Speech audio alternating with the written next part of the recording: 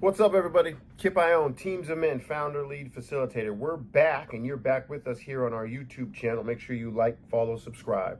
But we're in our We Read It So You Can Act On It series, where we break down key research, long-form releases and research papers that we think we can deep dive for you, since you don't have the time to probably read them, and then give you actionable plans from them in the Teams of Men framework. As always, we exist to empower coaches of male athletes to enlighten their players to the potential of a reimagined manhood, one full of emotional fluency, consent, healthy relationship skills, and embracing escaping the man box. Today, we're diving into an article by Adrian Perales, Marnie Kuskoff, Laurel Flood, and Kevin King from the SPSB Character and Context blog. Okay, this article explores how fathers influence their sons' ideas of masculinity and how societal norms maintain traditional masculine behaviors if those fathers, role models, coaches in young men's lives are trapped in those stereotypes. Okay, this fits perfectly with our Teams of Men mission, because if we can escape from those tropes, we know, and this research paper verifies, our sons, our athletes, are watching us for cues on how to dive into their own reimagined manhood. Let's get into it. Welcome to Teams of Men. Okay, we'll start here, coach. As we go throughout this this episode, we'll cut over, or we'll do some pictures of some of these takeaways for us, because sometimes we know you can throw these graphics from our videos up in front of your young men to help you in your discussions. But the very first quote I think is so vital from this paper. Fathers significantly, the data is there, fathers significantly influence their sons' perceptions of masculinity, often as the fathers perpetuating traditional masculine ideals. Okay, so what are the discussion points for putting this up in front of your players? Why should coaches care? Fathers are often the first role models for young men, and you know that in your role as a coach of a male sports team, you are either co-parenting, so to speak, with the fathers in the young men's lives, or you're serving and filling that role for the young men on your program as a father figure.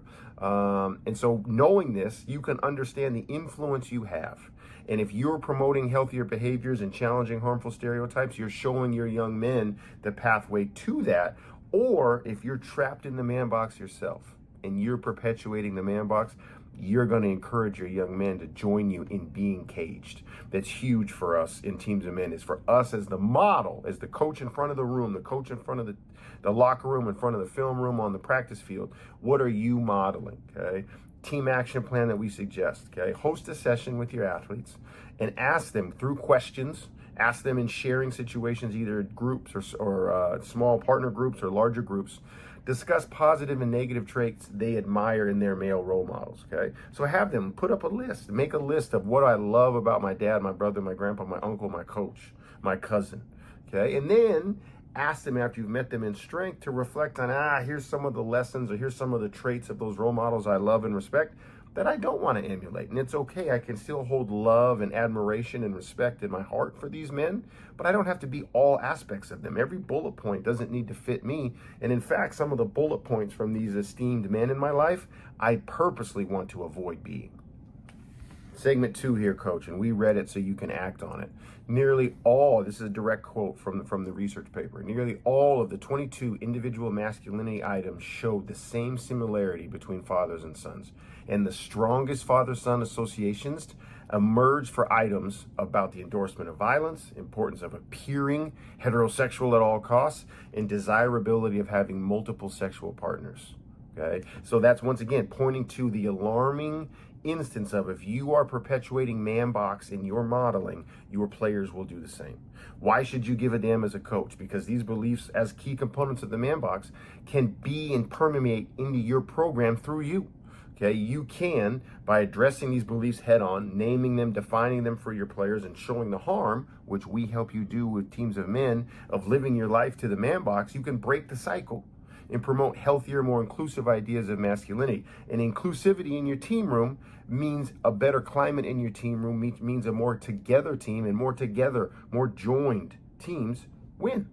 Okay, an action plan for you to use that we would suggest, aside from all the tools that we can provide you if you're one of our official partners, is create a mentorship program where your older guys, where at your high school or your college, model healthy behaviors and attitudes for your younger guys. Set up specific lunches, breakfast, dinner setups where your young men are interacting together, because we know Role models matter, and often the older player on your team can serve as even a better role model to redefine masculinity in positive ways than you can. Set up intentional space and times where your older guys can talk to, interact with, and inspire your younger guys. Segment 3, last one of the takeaways, coach, the direct quote. Cultural norms and societal expectations reinforce traditional masculine behaviors across generations.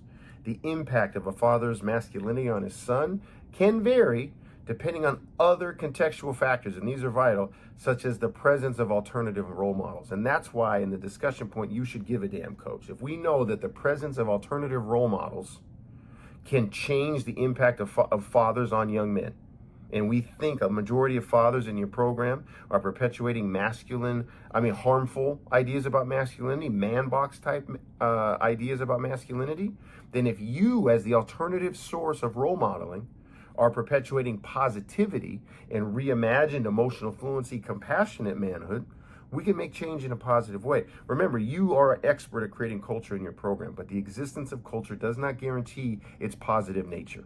Culture can be perpetuating of harmful ideas. So understanding that just the introduction of an alternative role model can be a positive in a young man's life is a great thing, okay? This also highlights the way that your program can serve as a interruption of the harmful societal-driven masculine norms that your guys know about. And this is an easy pathway to decreasing gender violence in your community, in your hallways, in your campus, okay? An action plan we would suggest: implement a program where you as coaches are making and creating an examination of how you're modeling and your program's modeling manhood, okay? If it's enforcing work ethic, authentic connection, building relationships, relying on one another, those are all positives. But if it's rooted in what we know to be the man box, domination, individualism, separating myself from any and all emotions, we know those are harmful things, not just for your young men in their lives, but for your ability as a program to be resilient and get through strife together. You need to make plans to make sure your program and you as coaches are that positive alternative role modeling source. There you have it, coach. Another great episode of We Read It So You Can Act On It. We really want to thank the authors Perales, Kuskoff, Flood, and King for their phenomenal work in Like Father, Like Son, empirical insights into the intergenerational continuity of masculine ideology. We know that's a mouthful, but that's why we do this session of We Read It So You Can Act On It. And we really want you to like, follow, subscribe to the YouTube, activate these 3 segments we talked about, and then find out more about us with Teams of Men and ways we can help you drive a reimagined manhood in your program while also driving competitive greatness.